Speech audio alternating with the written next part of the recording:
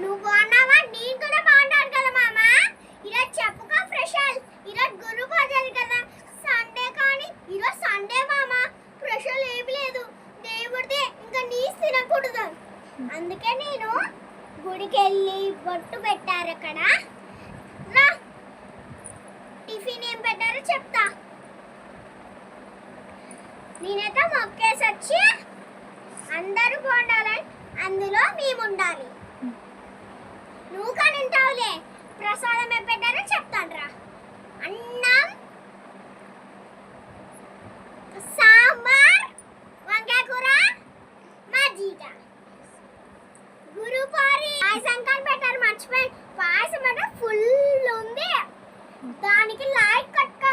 పాయసంకి గురుపారి పెట్టుకొని లైక్ కట్టుకో. షేర్ కానీ చేసుకో, కామెంట్ కానీ చేసుకో. కింద గంట పెట్టాలని